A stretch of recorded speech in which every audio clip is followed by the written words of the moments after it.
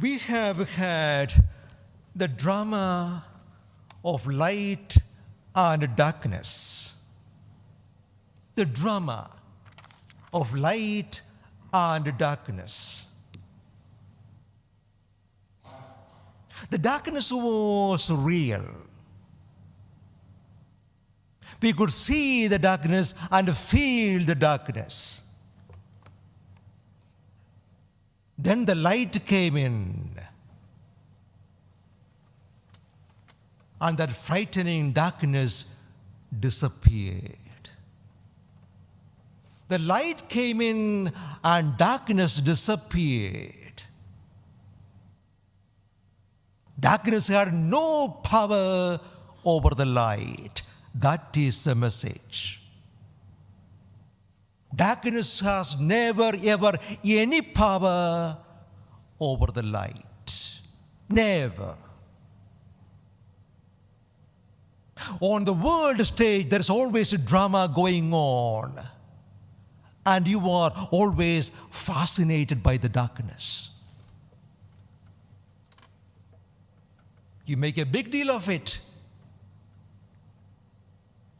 You think about it, speak about it, worry about it. Oh, what's going to happen? Look at the darkness. What is happening to the world? Darkness everywhere. War, hatred, killing. Oh, the darkness everywhere. It's on the news. And you are hooked onto the TV. Oh, look at what is going on. What is going to happen in the future? Oh, this world is going to end. Darkness everywhere. But having seen the risen Lord, you should have a different understanding of darkness. If you haven't seen the risen Lord and the light of the risen Lord, you'll always be frightened of darkness. You'll always talk about darkness. Let me say it again.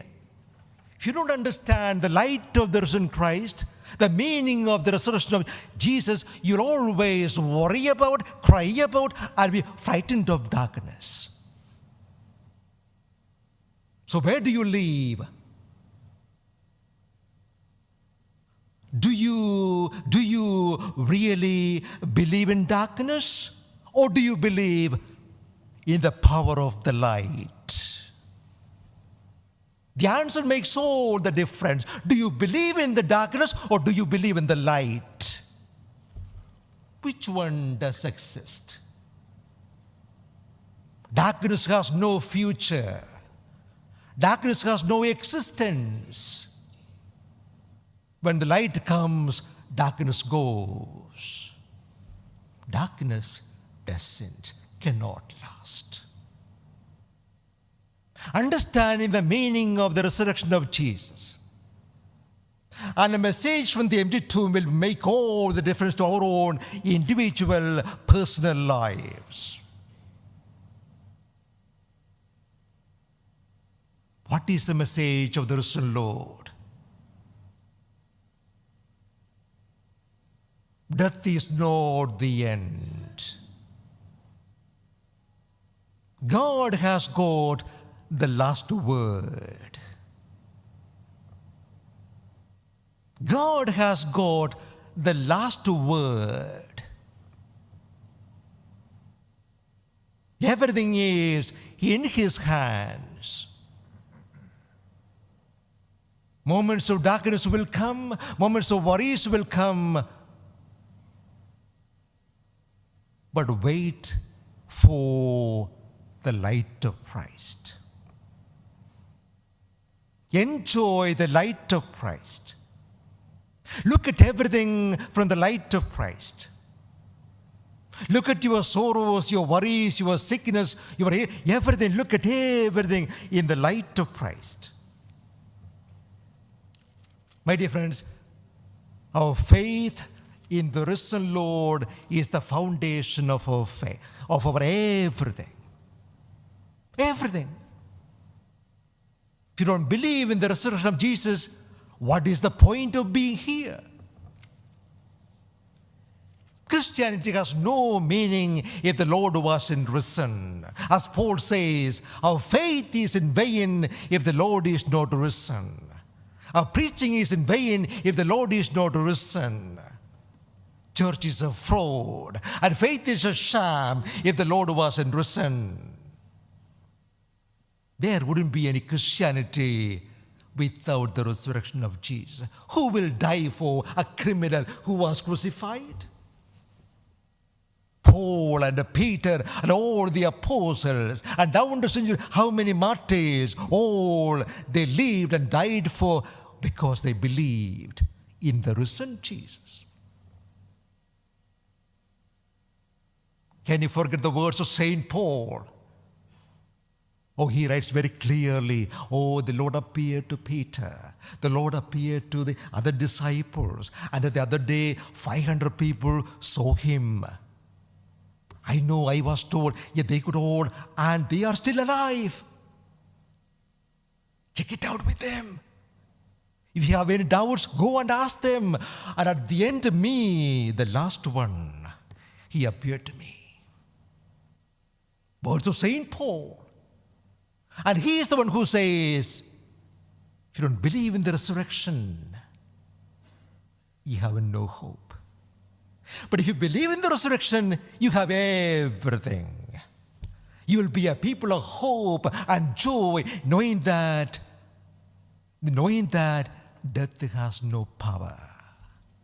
Death may give a little sting, the pain, the loss, but you won't cry too much. You will cry because somebody, your loved one is gone, but you won't cry too much because you are reminded, oh, why should I cry? This one, loved one, at home with God, enjoying the glory of the risen Lord. Why should I cry? I should rejoice because this loved one is enjoying a life better than this. Why should I be crying? So Paul says, don't cry about those who have died as if you have no hope.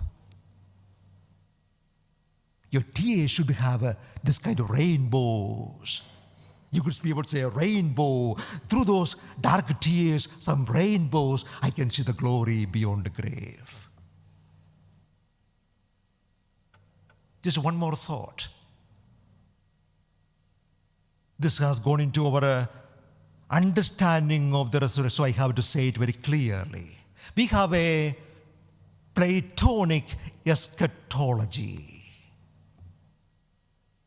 Eschatology means theology of the last things. My brother has got a doctorate in eschatology.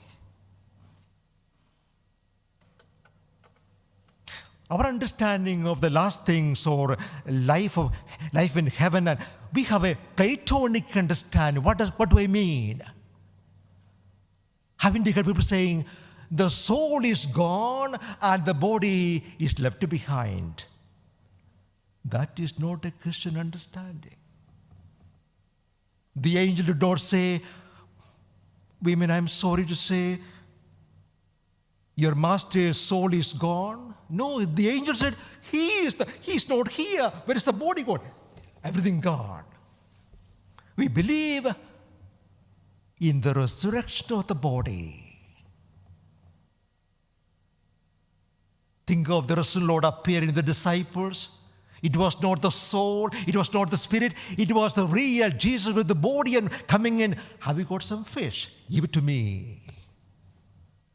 The room was locked, he walked in. A real body, the room was locked, and he walked in. Have you got some fish? Oh, give me grilled, I like it, give me some grilled fish. And he ate it. And John says, oh, we sat with him. We ate with him.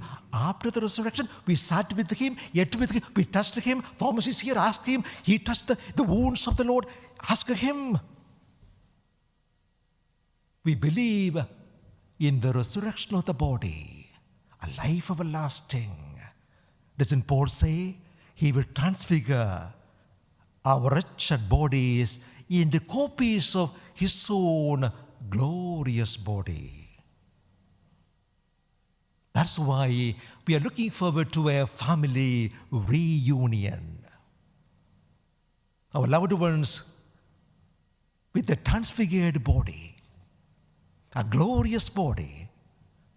How they are going to be? The disciples could see the risen Lord, but again he disappeared. Real but disappeared. What kind of body we are going to have?